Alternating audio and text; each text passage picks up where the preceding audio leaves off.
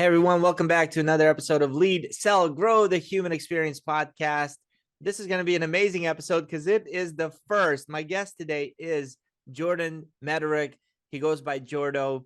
And before we hopped on, he said, I'm terribly sorry. My wife is stuck in an ice storm and my little guy, Jack, who's 1 year old, is very sick and he's with me. Do you want to reschedule? I'm like, no, this is the Human Experience podcast. And sometimes us entrepreneurs, we just got to handle whatever comes our way. So today I got Jordo and Jack joining me, and Jack is going to bring him good luck. Say hi, Jack. Say hi. Can I get a high five, Jack? Hi, what a cutie. Awesome.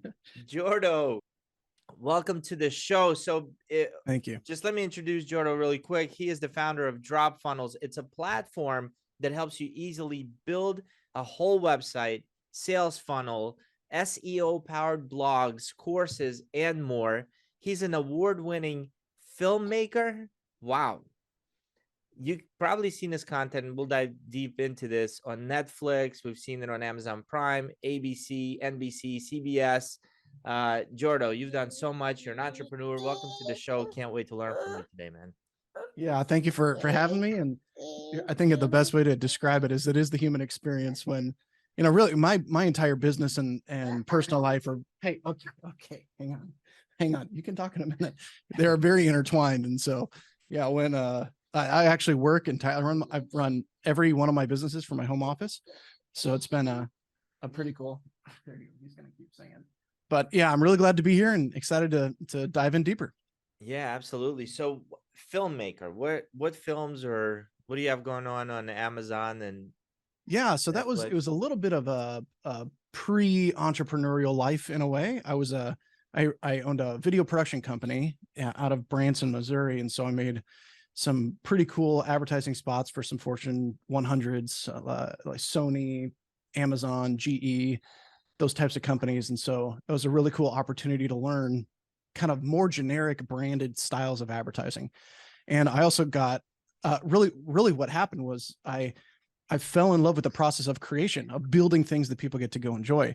But there's the downside in almost anything. The downside is that all these corporate structures where things get they're so slow, and it's like everything, it's what I call, there's that phrase that a camel is a horse designed by a committee. So it's like everything that we'd produce would come out like a camel.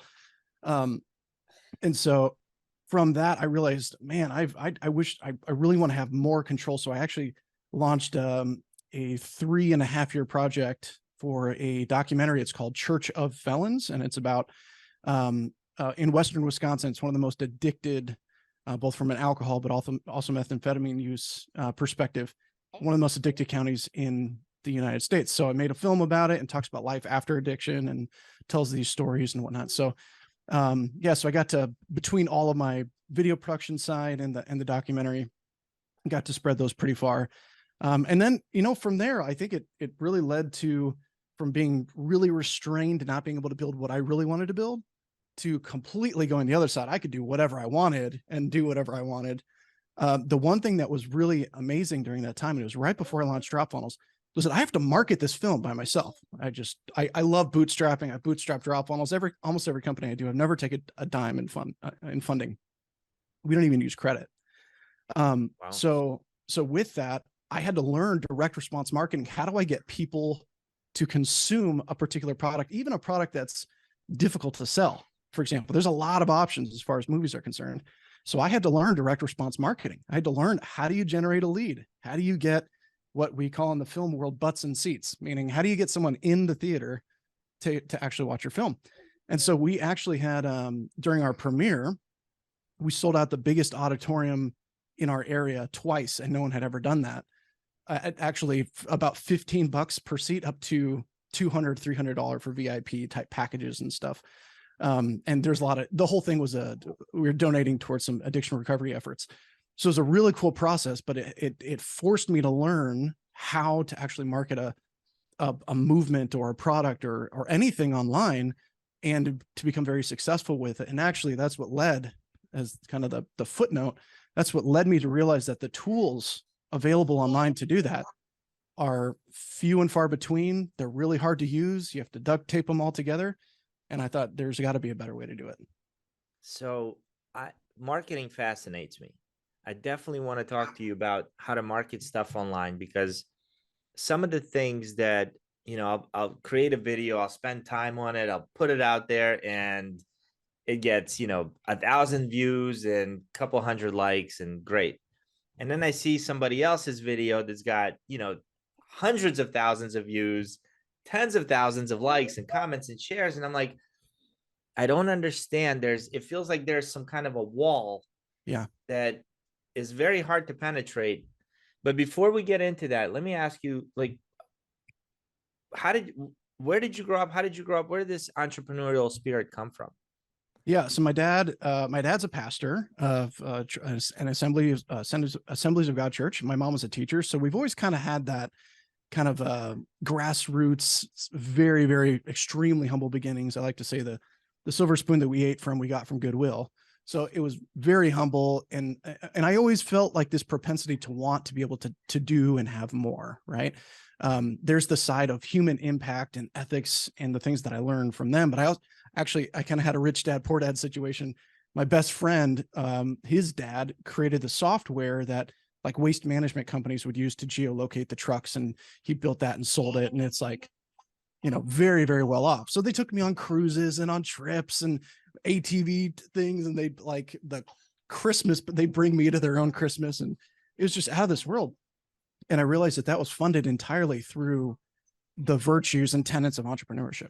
So with that, I realized, man, I think as part of the primary core pillars in my life is human impact, making things that actually adds value, as they say, makes a difference in people's lives, changes their perspective, makes their life easier, better, faster. And the other side is like, you have to have resources in order to do that. Mm-hmm. And so with that, that's why I really found that I'm nearly unhireable. I don't think anyone could or would want to hire me just because I've just got that entrepreneurial flame to want to go build cool things and launch them out in a way that I can see that vision coming to life. That is very cool. All right. So forward to marketing. Why am I hitting a wall? Yeah, no, I really appreciate you sharing that. Most people would not even admit that they're hitting a wall. And that's, as they say, the first step, right? There are, poor guy. There's quite, yeah, he'll be okay. We just, overnight, he got hit pretty hard. Okay, buddy. He loves to sing while he's sick. That's for sure. Go play. So there's a couple different things to kind of break down here.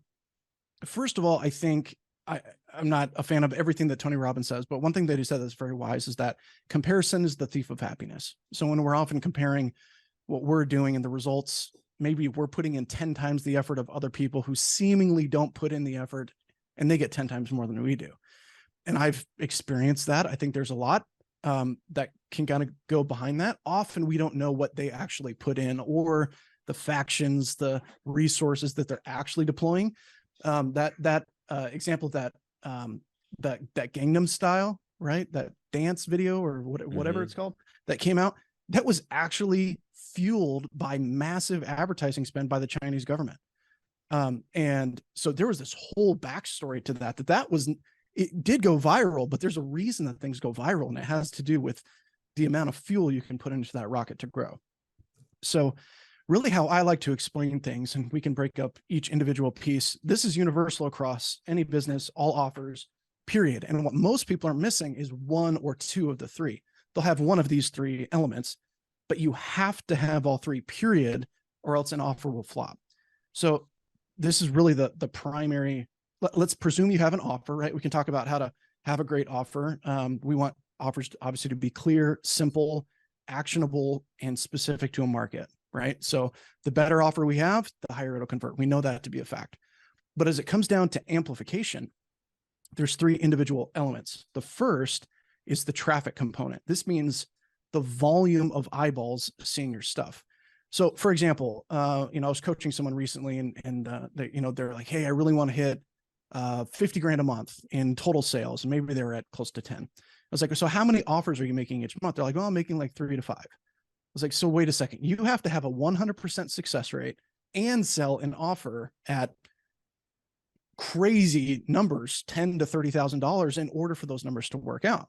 There's not enough traffic to fuel that, to give you the opportunity volume. But instead, if you were making 100, 200, 300 offers, making $100,000 a month is inevitable. It's not, it's so beyond predictable What do that you mean by it's offer? virtually guaranteed. Like, I'm offering, when you say offer, how is it the same product or service offered 300 different times, or Sure. 300 different offers? Yeah. So really, an offer is what you do in exchange for money. Like, what is the primary outcome that they can and will achieve by going through? So if I'm a fitness coach, I could say, hey, I've got a 12-week fitness boot camp to help brides lose 10 pounds before their wedding, or whatever the niche market is. That's an offer. I could also be a fitness coach and say, I help men to get into the best shape of their life without cutting out craft beers. So that's an offer specifically to a market, and the price points that kind of go around that. Okay, so what you're saying, for him to hit 50K, he needs to have 100 offers targeted to specific people for different, it could be the same service, it's just positioned differently for different eyeballs. Sure. And so you want to think about it this way. And again, this is only in, we have traffic, funnel, and conversions. Those are the three marketing pieces that amplify an offer. So we'll get to that for sure. But on the offer side, you really only have three different types of offers. You have a front end lead generation or lead magnet type of offer. That could be, it's typically low ticket. It usually means it's under $100, or it's a free offer to get people into your world and experience you. Mm-hmm. We know that the more time people can spend with you and build trust, the more likely they are to buy on the back end. So we have what we call a front end offer. And usually it's just self-liquidating. If you're running ads to it, you just want to break even. You want, like, your goal is to break even. It is not to profit. And where I see a lot of people failing and messing up is they focus on these really cheap products, but they have to sell so many of them at such an insane volume that it's near impossible for them to scale to the profit margins that they want. So yeah, front-end offers are typically low ticket. You just want people to get into your world. And then you want a natural path for people to go to your core offer. Core offer would be the main thing you want to sell them. Consulting services, coaching, some type of done-for-you service, could be a course, whatever the main thing is that you want to sell them. And I always recommend a core offer needs to have an average client value of over $3,000. So that could be $1,000 a month for 3 months, could be $3K up front for a product at minimum, because the economics work so much better at that range for you to hit revenue goals that you actually have some numbers, you have some dry powder to deploy into ads and continually scale that. So you have your core offer, your front end offer, and then what we have is a back end offer. So back end is usually continuity. It's it could be extended services. So a really good example of this, and there's a great book called $100 Million Offers by Alex. I'm reading it now. It's so funny you mentioned it. It's literally, so good. it's over here. It's really good. That guy knows offers for sure. But for his example, he would bring people into like an initial trial, some really irresistible front end offer. After they go through this trial on some of the fitness programs that he was selling, he'd bring them into a longer form kind of core offering. So like a bigger package, and beyond that would be continuity. If you were an agency, you might come in and offer someone an audit and say, hey, I'm going to check into your stuff, make sure it's all good to go. Very easy to deliver, low fulfillment cost. It's fast, and they get a quick win. All right. Front end leads directly into, hey, we can just take over your advertising. Here's what we would do differently. Our retainer is $5,000 a month, right? That'd be the primary core offering. We're going to do that for at least 90 days. The goal is to turn around and turn your return on ad spend from 2 to 1 to 4 to 1. We're going to do that in 90 days, or we'll keep working with you until we get there, right? So if you can deliver on that primary promise in the core offer, which I usually recommend having a fixed timeline on that. So about 90 days, maybe 120 days, up to about 6 months, but not much beyond that. But that core offer should give you a client between 3,000 and 10,000 approximately during those 90 days. And the benefit is the beauty of the back end offer, which is, hey, we can just continue doing this over time, where every single month we're just going to keep running at the same continuity. So I've brought someone in at low risk, but fast win. I've added a little bit more risk to their side and said, hey, you come in, you give me X amount of money, and I'm going to give you this huge win. I'm going to help you over this period of time to solve a problem for you. And on the back, they're like, oh, I want way more of that. Let's just keep going where we're going. So when you mentioned the concept of, hey, I put out this video, but I didn't, like, no one responded to it. Often it can be a couple things. One, it could be not enough people seeing it. We need more people to see that video. Or two, it could be that they don't really know what to do. They don't have a clear call to action to get into that front end offer. So why don't we even workshop it right now if you're okay with it? What would you consider your first initial primary front end offer? Okay, so I was not thinking that. What I was talking about is just a video that I put out there, like educational, and then having people potentially download a free book on communications. But let's play with it. All right, front end offer. And this is, the $100 million offer is really making me think about the way I do things. But front end offer would be download this. How do you sell based on personality styles, mainly disc, ebook? Right. And I mean, I see behind you, you've got your B2B sales book right there. That could be, you can have a complete front end offer built on a free plus, what's called a free plus shipping funnel, giving away that book or any of your other books. But the concept is around sales, right? Mm-hmm. Life mastery, business mastery. Any one of those things could be a beautiful front end offer that you could either give it the digital version away for free, just in exchange for their information, or you sell it and it's just free plus shipping. So the book is free, but they pay $9 or whatever for shipping. Covers your front end cost. You can have upsells throughout that, but that's a great front end offer. Books are some of the highest converting sales funnels of all time to the core offer because it shows such intent, right? So whether they come in directly from that and they go into your primary offer, whether it's consulting or whatever that experience happens to be. Okay, but so let me tell you from an entrepreneur standpoint, why I have not done that before.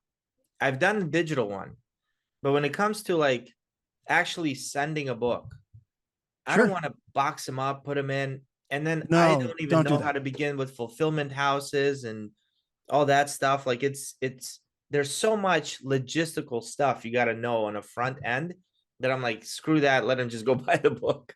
Oh man, I'm going to change your life here. So yeah, probably the number one way, there's several outfits that do this specifically, but it's called drop printing. So Amazon does this. They have a complete service. They'll print and ship your books for under $5 a piece, front to back, and print on demand. So I forget the name of it. I think almost anywhere in the world, because they've got fulfillment centers all over the place. There's other print on demand book, but I think they tend to be more expensive. Amazon's really, really efficient.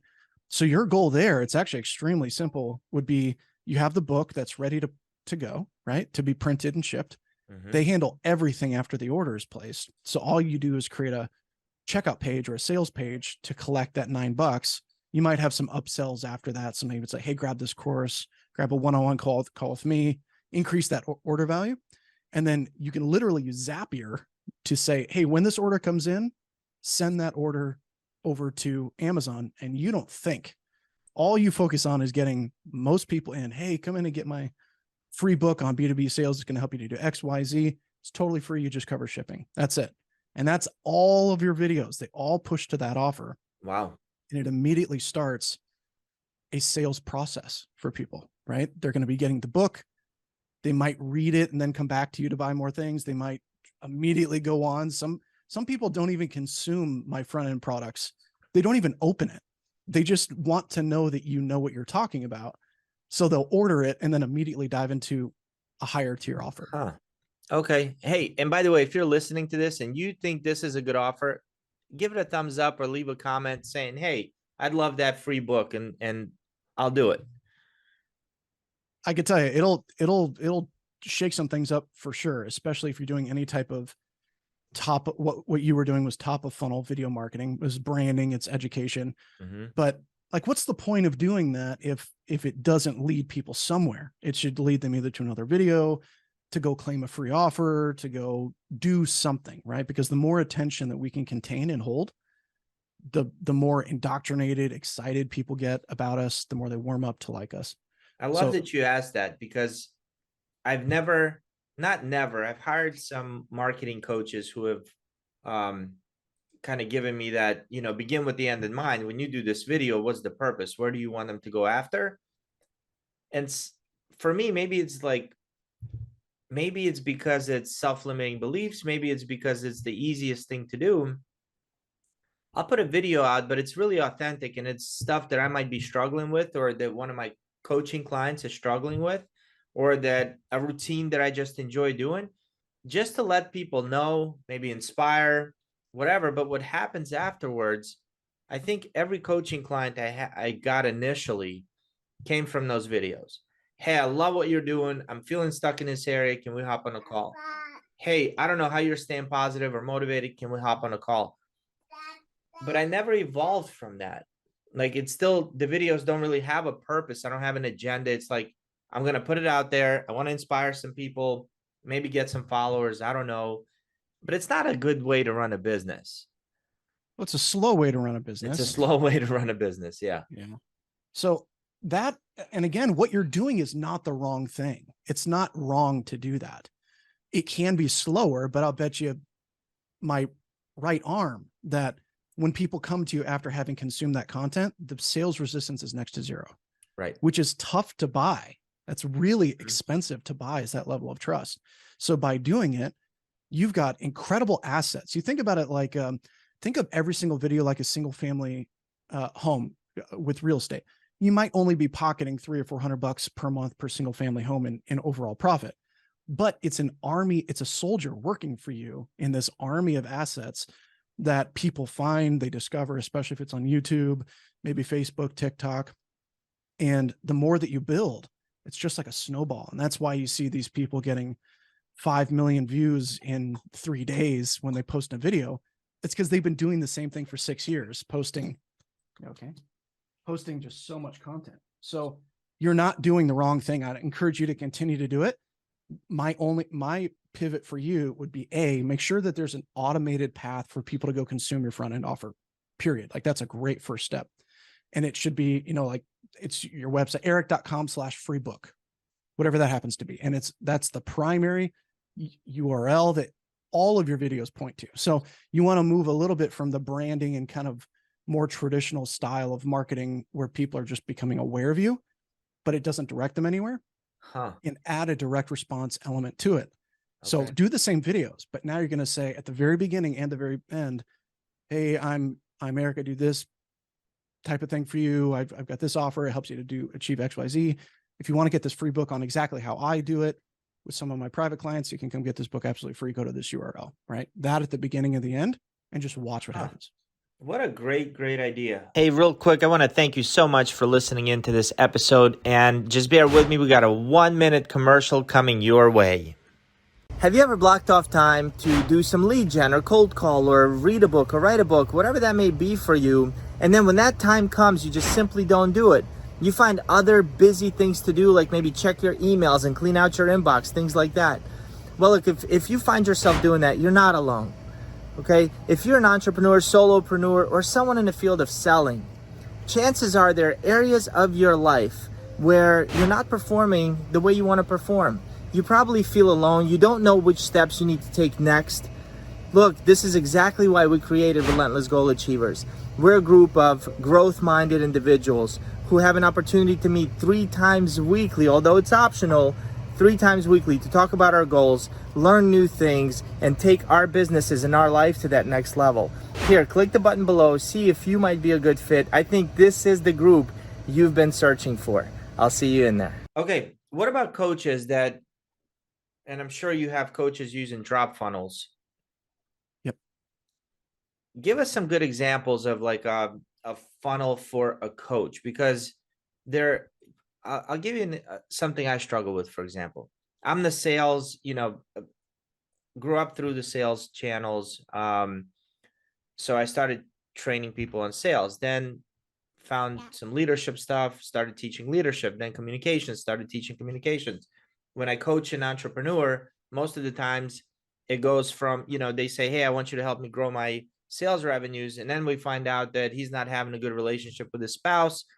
So then it becomes life coaching, because if home life isn't great, business life isn't going to be great.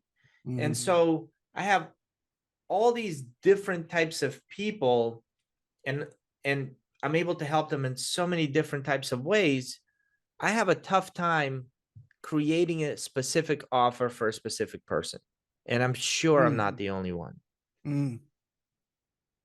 Okay. So yeah, offers, it's definitely a vast conversation, but I'd say just to nail that down, are you saying that you don't currently have an offer that could fit a multitude of different buyers, and right now you're just doing it kind of piecemeal? I think I have an offer that can fit a multitude of different buyers, but like even reading Alex's book, right? He'll take that same offer, but he's going to direct it to a specific type of person.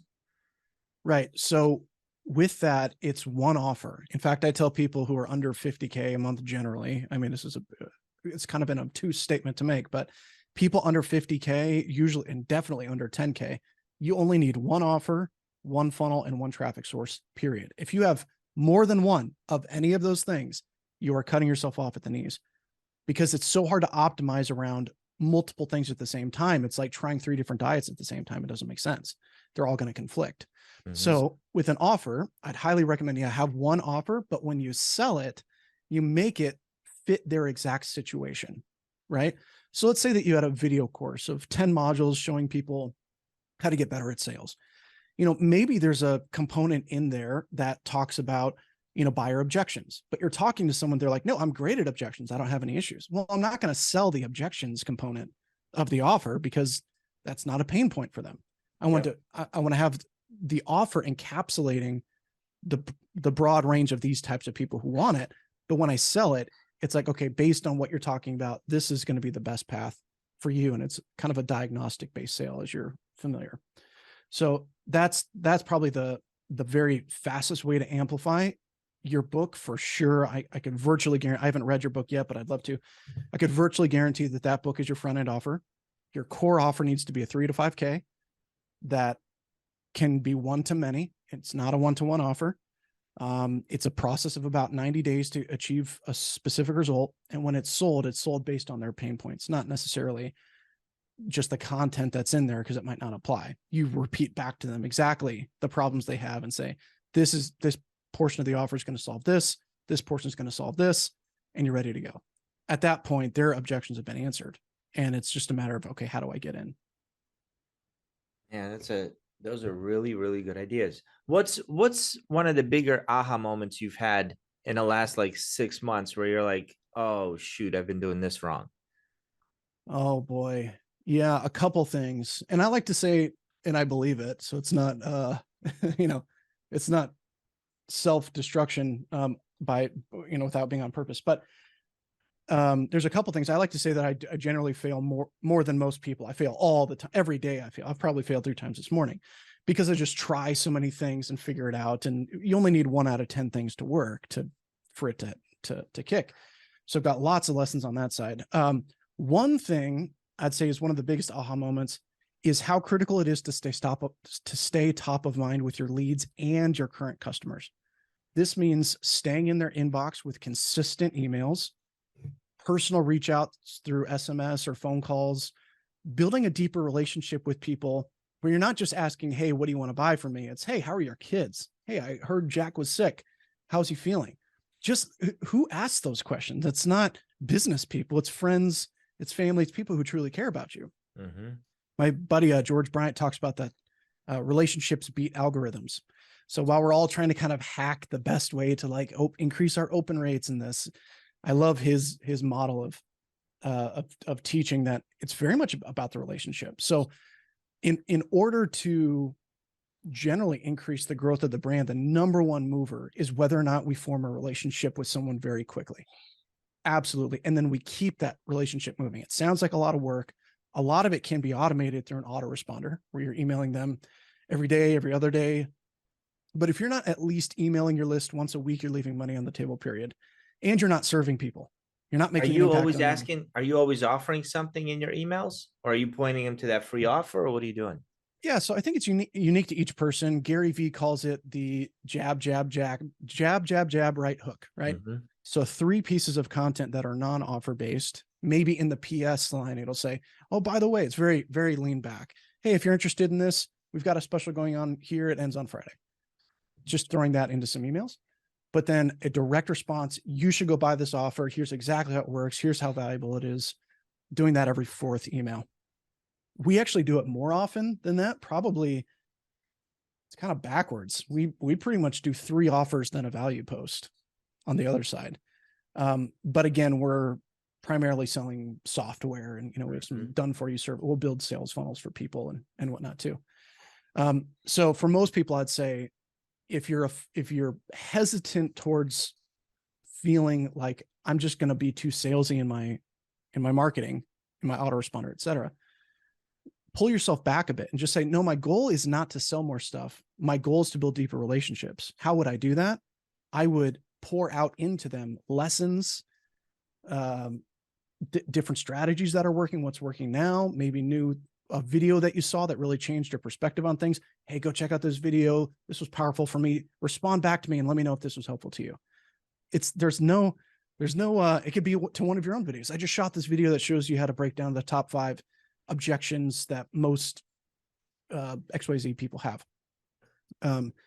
And you can be direct response without selling, right? Direct response just means I'm calling you to do something. So if I were to send you a link and say, hey, Eric, hey, I just shot this video on how to build a sales funnel, a free plus shipping book funnel. Let me know if just respond back and let me know if this helps you. That's direct response. And it's getting us to work more deeply. Whether you bought or something or not is almost irrelevant, because I'm overpouring into your bucket, and eventually that spills over. Man, that is so timely right now, because I'm just thinking through this stuff. What have you noticed that gets more reads? Like what types of messages? Like if I'm stuck, if I'm like, I'm not really sure exactly what to send to them, are there things that people respond to better than others? Yeah, Topics. I think, especially with email and SMS based marketing, I think brevity is king. There's this great story of a copywriter who was hired on to write this sales letter, this really important sales letter for a big marketing campaign. And they said, hey, we can't give you 4 weeks to do this. You need to get it done in 2. And so he delivered it, and it was this like 50-page long sales letter. They're like, this is way too long. This doesn't, like, why is this long? He's like, if I had more time, I would have written less. So the key to, especially in a very flash pan attentive type of market that we're in right now, where people are scrolling every second through a video, standing out is going to be key.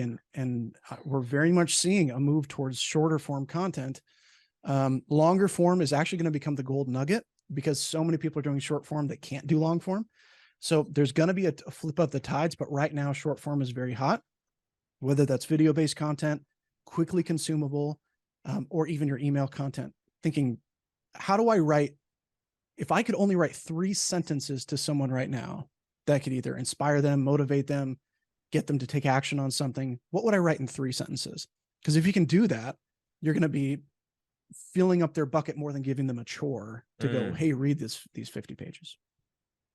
Yeah, no, those are really, really good ideas, Jordo. So what's a good app, or what do you use for SMS marketing? Yeah, so we have inside of DropFunnels, we have SMS, conversational SMS built in Really? to our pipelines. So that means it'll send them text messages? Correct. Yeah. So text messages and emails. And so you can see however you choose to respond to them. So say you've got your book. If I were building you a funnel, I would say absolutely name, email, phone number, address, where to send it. That gets zapped over for auto fulfillment. That lead gets brought into a sales pipeline that automatically texts them and says, hey, so excited that you got my book. It's on the way to you. But hey, I wanted to surprise you and give you a digital version of this for free so that you can start consuming it now before it gets to your door. Let me know if you'd like that link. They respond back to you, and now you've got a conversation moving. And then you respond back with, okay, great. Here's the digital link. What else is going on in your sales process that you're struggling with? Or let me know what's going on. I've got some other resources I could send your way. And so you've got kind of a conversation. We don't do mass SMS marketing. We've just never felt, I'm very much about the relationship side. So how do we communicate with people one-to-one? I like that. So, one, talk to me about DropFunnels. Like, who was it? How did you get the idea? who'd you have in mind when you created the software, and who has the best kind of outcomes when they use it? Great question. So I built it really when I was promoting the film and I was trying to get butts and seats. And I spent probably 4 months, 5 months building sales funnels to get tickets sold, trying to figure out how to get merch created and do all these things. And how do I sell it? How do I fulfill it? And the same questions that you're asking, right? And I was using old school WordPress. I added ClickFunnels on top. I had a separate business. Of course, I was adding Kajabi and then adding this thing, and it was duct tape overwhelm. It's like, I have to have all these tools, and I hope, cross my fingers, that a weak link doesn't break. So for me, but with that, and also some ethical issues that I saw going on in some of these platforms, I was like, I don't want to have anything to do with that. I want to have one place to build my business, do it in an ethical manner, help change people's lives. And so I was solving my own problem, really, which was, how do I build on a WordPress-based infrastructure so I could get free organic traffic, get ranked, but also have sales funnels that can load very quickly, digital courses, sales pipelines, blogs, etc. So it tends to be people who are in the consulting, coaching, high ticket services space, maybe have a digital course, but it's usually people selling their expertise. So a lawyer, even like dentists and chiropractors could use it as well, but it tends to be people who are looking to use direct response marketing with sales funnels. But whether they're selling a front end offer or, a core offer through a booked call or something like that, it varies for a lot of people, but typically people are selling their own expertise, their guidance, or a service. And what does it cost for someone? So like, I had a marketing company that's building out a website and not very happy with some of the things they're doing. I have Kajabi. I know the pain. Right? Kajabi for my emails, and I've had some funnels through there. And when I go and present to any corporation, by the way, this is a great tip for anybody that's presenting and wants to build an email list. The last slide is always a QR code that says, connect with me or download a free whatever. And they just take their picture and I get their information of whoever's in the room. That goes into Kajabi. What else do I have? I got Acuity Scheduler. I don't know. It's like you said, a bunch of different pieces. If I need a landing page, I think I go to Kajabi. Emails, Kajabi. And by the way, some of these, I don't hate on any of these other platforms for the most part. Great. Like they can all be great tools. Kajabi just tends to kind of be a little bit boxy. Like you don't really have control to build exactly what you want, and it loads a little bit slow. So it affects conversion. But I mean, they're a huge global brand and they're doing some big things. I've had my, I built my whole website on Kajabi and then I changed it. Anyway, but so I got all these pieces and they're costing a few hundred here, 100, there's a cost associated with it. So to build it out on DropFunnels, like what is it? What's an average cost if we wanted to use kind of all the services that it offers? Yeah, it's under $100, 97 a month. So for everything? For everything. Yeah. So I've always been very much of the side that we don't want to be the cheapest. We definitely don't, but we want to be the best for most people. So we actually have a $49 plan right now. We're probably going to get rid of that because frankly, I'd rather just have one primary plan where it has all features unlocked and not lock anything. Everything's unlocked, period. So on the starter plan, the 97, you've got unlimited sales funnels, unlimited website pages, your blog, digital courses. So you would effectively eliminate your current or new website, your Kajabi infrastructure, ClickFunnels or any other sales funnel platform, and any essentially one-to-one communication tools with leads and prospects through a pipeline. But the site is, so my site is built in WordPress somewhere. So how would that, I don't want to completely get rid of it. Yeah. So we actually are WordPress, right? So we have that benefit of being on the same infrastructure, and we host all the sites and everything's done. There's no tech involved at all. We do have some people who can help kind of migrate some stuff for people if they're looking to move a site over, for example. It really, I think one of the bigger things that it comes down to is only focus on solving the problem that means most to you. It's almost like have a problem snowball. What's the biggest problem? It's like, well, my website's fine. It can just exist. I don't really need to focus on that as the primary problem. I need to get more leads and sales. Okay, so first start on the sales funnels area, get some momentum with that. And then if you want to port over your website and domain as well, you can do that. And you guys host, so DropFunnels can host all the email addresses. So again, we don't do, you can either add an autoresponder like ActiveCampaign, Aweber, MailChimp to any of your opt-in or checkout pages so that you can mass autorespond. Within our sales pipelines, it's built on a one-to-one conversation. So you can automate those messages that go out, but it happens on a one-to-one basis. So if they respond, you're going to see their response directly inside of pipelines. But you can always add an autoresponder on top to send, 1 million emails in a day if you wanted to.